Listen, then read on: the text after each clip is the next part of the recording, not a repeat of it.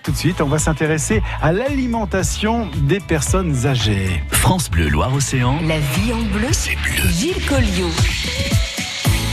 Bonjour Margot Le Thor. Bonjour Gilles. Vous êtes à la fois diététicienne et vous tenez ce blog, blog Recettes sans fin. Et aujourd'hui, on va s'intéresser à l'alimentation chez les personnes âgées. Car j'ai envie de dire, plus on vieillit, moins on a envie de manger aujourd'hui.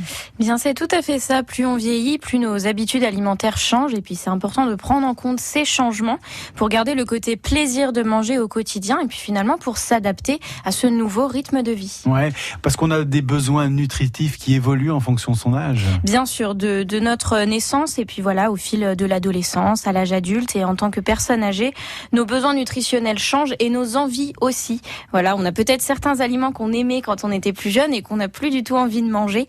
Voilà, donc il faut vraiment adapter et surtout s'assurer qu'au niveau nutritionnel, on ne manque de rien. Alors souvent, quand on vieillit, on se dit on n'a plus rien à apprendre de la cuisine. Parfois, des petites astuces permettent aussi d'avoir une alimentation peut-être plus équilibrée. Bien sûr, et puis on a toujours à apprendre de la cuisine et il faut toujours tester de nouvelles saveurs, mêler les saveurs entre elles. L'idée, c'est vraiment d'avoir des plats qui sont aussi beaux que bons, garder le côté plaisir de manger, voilà, repas à partager ou pas. Mais voilà, vraiment des bons repas. On a toujours à apprendre de la cuisine. Et on a plein de recettes à vous proposer. D'ailleurs, dans ce sens, vous êtes les bienvenus. Si vous avez peut-être des recettes, vous avez peut-être l'amour de la cuisine, vous avez peut-être besoin aussi d'échanger vos recettes. Vous êtes les bienvenus au 02 40 73 6000. C'est Margot Le Thor, notre invitée. Sachez-le, toutes ces recettes qu'on va vous donner, on pourra les retrouver à la fois sur votre site, Recettes sans fin, et je mettrai le lien sur notre site internet francebleu.fr. Margot, vous restez avec nous, on est ensemble jusqu'à 10h30. France Bleu. On va revenir sur ces besoins nutritionnels spécifiques des personnes âgées. Il faut avoir quand même dans la tête le fait qu'il faut avoir quand même un repas, équilibré avant tout. Oui, bien sûr, sur une journée, peu importe le nombre de repas, puisqu'encore une fois, on est tous différents, mais ce qui est important à la fin de la journée, c'est d'avoir un petit peu de tout, mais surtout d'avoir suffisamment de protéines au quotidien. Parce que plus on vieillit, moins on a envie de cuisiner peut-être, de se Voilà, bien. moins on a envie de cuisiner, moins on a de goût et moins on a d'odorat également. Donc c'est vrai que c'est pas toujours facile de faire des repas tous les jours, mais il y a quand même des astuces. Alors quelles sont ces astuces ? On peut en parler si on veut peut-être équilibrer ce repas, cette soupe, peut-être ce plat. Eh bien si on veut équilibrer un plat, déjà ce qui est important c'est de mettre des légumes, voilà, ça va réguler le transit, donc c'est intéressant dans l'alimentation des seniors. D'avoir aussi des aliments qui vont apporter des protéines. Vous en connaissez peut-être ? Quels sont ces aliments ? Alors je sais pas, moi on va pouvoir rajouter peut-être un peu de crème, des choses comme ça. Alors la crème fraîche et le beurre, ça fait partie des matières grasses, voilà, mais ça peut être intéressant d'en rajouter dans des soupes ou dans des poêlés, et puis ça donne un petit peu de goût. Des petites pommes de terre, si je veux en rajouter. Les pommes de terre, oui, bien sûr, ça joue le rôle de féculent, et puis c'est quand même ce qui nous donne de l'énergie. Et mes petites protéines, j'en ai pas encore. Les protéines, non, pas encore, mais on peut ajouter de la viande, du poisson, des œufs ou des produits laitiers aussi. Les seniors sont des amateurs de fromage, autant en consommer, il y a du calcium, des protéines, puis c'est quand même sacrément bon le fromage. Alors dans ce sens, est-ce qu'on peut avoir une petite idée de recette ? Eh bien, j'ai une très bonne recette de soupe, voilà, une soupe butternut, vous connaissez peut-être, c'est une des courges qui commence à arriver dans nos étals. Ouais. Donc en fait, je vais couper des morceaux de cette courge butternut, je vais mettre moitié courge butternut, moitié pomme de terre, puisqu'il faut quand même qu'elle soit riche en féculents. Je vais faire cuire tout ça dans de l'eau. Bien évidemment, j'ajoute un peu de curry, de la coriandre pour ceux qui aiment. Ça va vraiment ajouter des saveurs. Et j'ajoute du lait de coco. Donc c'est une crème qui est végétale, mais qui va enrichir notre soupe. Donc on a vraiment une soupe qui est consistante et surtout très savoureuse. Je l'utilise, le lait de coco, juste à la fin de la cuisson du potage ? Bien sûr, on va cuire les légumes et au dernier moment, vous ajoutez le lait de coco et là, vous allez mixer votre soupe jusqu'à obtenir la texture désirée. Et puis, vous ajoutez également les épices, les herbes aromatiques. La soupe est prête à déguster et vous pouvez en faire un petit peu plus en plus grande quantité pour en avoir pour les repas d'après. Parce que ce qui peut nous guetter, c'est la dénutrition chez les seniors ? Bien sûr, la dénutrition, c'est le risque principal chez les personnes âgées, tout simplement parce qu'on mange moins et puis on a moins envie de manger peut-être de la viande qui nécessite une mastication assez importante. Mais il ne faut pas hésiter, à ajouter du fromage dans les soupes, dans les tartes, parce Partir plus sur des poissons, la texture est plus agréable. Voilà, partir sur des viandes, peut-être plus du poulet ou de la dinde plutôt que de la viande rouge qui nécessite beaucoup trop de mastication. Mais la dénutrition, c'est le risque principal. Et en fait, moins on a de protéines au quotidien, moins on a de muscles. Et puis après, c'est un cercle vicieux. Forcément, on va moins bouger et on finit par être complètement immobilisé, ce qui est dommage. Alors on le sait, chez nos seniors, les repas, ça rythme la journée. Est-ce qu'il faut vraiment avoir ces 3 repas par jour ? Eh bien, pour les seniors, oui, je conseille d'avoir 3 repas par jour, puisque, comme vous l'avez dit tout à l'heure, quand on vieillit, on a moins envie de manger. Donc finalement, on va avoir des repas qui sont beaucoup moins volumineux. Donc en termes de calories, on n'est pas sûr d'avoir suffisamment à la fin de la journée. Si on a plus de repas, on a plus de chances de couvrir ses besoins. Voilà, on donne des idées, mais vous avez peut-être dans ce sens aussi des idées de recettes. Vous êtes les bienvenus au 02 40 73 6000. Il y a aussi les plats de nos mamies. On en parlait tout à l'heure avec l'association Manou, mais c'est vrai que c'est important aussi. On parlait de transition, de donner des recettes comme ça à des futures générations. Il y a la transmission qui est importante dans les recettes et dans la cuisine. Les grands-parents vont inspirer au niveau de la cuisine leurs enfants, et puis nos parents vont nous inspirer également. C'est vraiment un transfert de savoir, et je trouve que c'est beau justement, puisque la cuisine évolue au fil des générations, mais il faut vraiment garder le côté plaisir. Mais voilà, plus on cuisine, plus on va prendre plaisir à manger et à partager ce repas. Peut-on avoir une autre recette, peut-être idée de recette dans ce sens ? Alors, on était parti sur une soupe, est-ce qu'on peut partir sur quelque chose de plus croquant peut-être ? Alors oui, justement, j'ai une recette de toast. Alors j'aime bien cette recette parce qu'on peut l'agrémenter avec une salade ou la manger avec une soupe par exemple. Donc c'est un toast, je choisis du pain, plutôt pain complet, pain aux céréales. Donc là, encore une fois, on joue sur les saveurs, idéal pour les seniors. Par-dessus, je vais tartiner du chèvre frais, voilà, pour ceux qui aiment. Ça peut être un autre fromage, bien évidemment.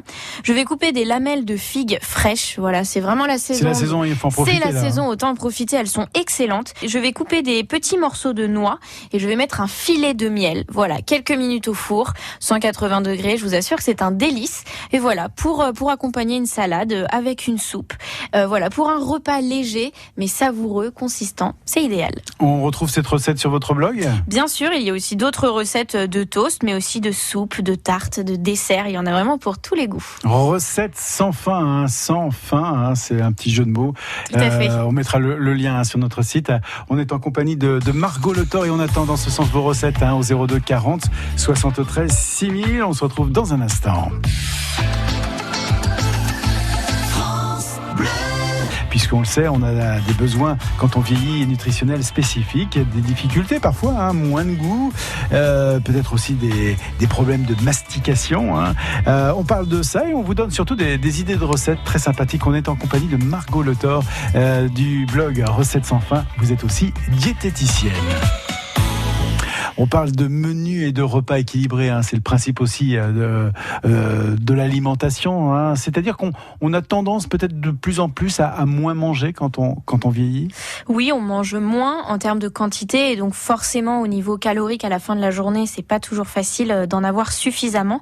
Mais c'est pour ça qu'il faut bien choisir les aliments, bien les associer, partir sur des recettes qui apportent un peu de tout. Donc rester sur des petits volumes, mais qui apportent suffisamment en termes d'énergie. Oui, alors là on était sur les produits d'automne, il y a des choses comme ça, des mariages qui peuvent être sympas. Des mariages qui sont très sympas, oui. Un exemple de poêlée par exemple. Donc c'est une petite poêlée que je réalise en mélangeant des morceaux de pommes avec des châtaignes et des figues. Voilà, on retrouve les figues et un petit peu de champignons. Fraîches, toujours. Figues fraîches, voilà. Pour ce qui est des champignons, ils peuvent être frais, ils peuvent être en conserve. C'est vrai, quand on est senior, il faut pas hésiter à utiliser des des légumes en conserve. C'est un gain de temps, ça permet d'en consommer facilement. Donc je mélange tous ces petits ingrédients dans la poêle avec un petit peu de beurre. Je vous assure que c'est un délice. Et on peut ajouter des morceaux de pommes de terre tout de même pour avoir des féculents. Voilà, on peut en congeler un peu comme ça quand on ne sait pas quoi manger. Eh bien, on a cette poêlée qui est faite maison, mais qui est dans le congélateur, qui nous attend. Donc c'est une poêlée encore une fois qui est belle, qui est savoureuse et qui au nutritionnel convient très bien pour les seniors. On a une petite question de Joël qui nous appelle ce matin. Bonjour Joël. Bonjour. Soyez la bienvenue sur France Bleu Loire-Océan. Vous nous appelez d'où Joël ? J'appelle de Pornichet. Eh bien, on vous écoute, Joël. Eh bien, voilà. C'est dans l'air du temps de manger moins de viande. Avec la saison qui arrive, il y a de nombreux légumes et j'aimerais savoir si je fais un repas de légumes, ce n'est pas suffisant. Et j'aimerais connaître les ingrédients qu'il faudrait rajouter pour trouver ces protéines. Voilà, si on veut remplacer, donc compenser la viande pour avoir évidemment sa quantité de protéines, qu'est-ce qu'on peut faire dans ce sens ? Alors bonjour Joël, donc si en effet vous souhaitez manger moins de viande, il faut savoir qu'au niveau nutritionnel, les légumes ne sont pas équivalents, mais par contre je vous conseille de privilégier les céréales complètes, les légumes secs, le pain complet, le pain aux graines, aux céréales, les pâtes et le riz complet, si vous aimez bien sûr le boulgour, le quinoa, puisque ces céréales vont apporter énormément de protéines végétales, mais des protéines quand même. Donc les céréales complètes, mais également peut-être ajouter un morceau de fromage, un yaourt nature, un fromage blanc que vous avez envie de sucrer ou pas. Voilà, pour compenser ce manque de protéines. D'accord. Donc il m'arrive, moi j'aime beaucoup rajouter dans mon potage le soir des lentilles roses. Des petites lentilles roses. Oui, eh bien ça fait partie des légumes secs, donc c'est vraiment une excellente idée puisque vous associez des légumes avec des légumes secs, donc légumes, féculents. Au niveau nutritionnel, c'est très bien. Et moi ça m'intéresse, Joël, vos lentilles roses, là, vous les cuisinez avant ? Comment vous faites pour les rajouter ? Oui, voilà, je les cuis un petit peu dans de l'eau et puis je les rajoute ensuite à mon potage qui vient de se terminer ou que je réchauffe. Ah, très bien, ces petites lentilles roses, hein, ça peut être aussi... Oui, et puis c'est super parce qu'en peu de temps, elles sont cuites. Oui, c'est vrai. Eh ben merci Très pour bonne idée de recette. Cette idée de recette, Joël. Merci. Et merci de penser à nous, seniors. Avec plaisir. Et on est... Pouvez-vous redonner votre blog, le nom de votre blog ? Alors mon blog culinaire c'est recettes avec un S sans le chiffre et faim.fr. On retrouve des recettes, des articles sur la santé. Voilà, je crée tout le contenu en tant que diététicienne pour une alimentation saine et plaisir. Voilà. Pour tout le monde. Et c'est pratique parce qu'on peut les photocopier, on peut les utiliser, c'est très pratique. Merci Joël, bonne journée. Merci, au revoir. Au revoir et bonne journée du côté de Pornichet. Pour conclure cette émission, je voudrais quand même qu'on parle de cette association rapidement qui propose des ateliers pour les seniors. Oui, bien sûr. Donc, en tant que diététicienne, je travaille avec différentes structures, dont l'ORPAN, donc qui est l'Office de retraite et personnes âgées de Nantes.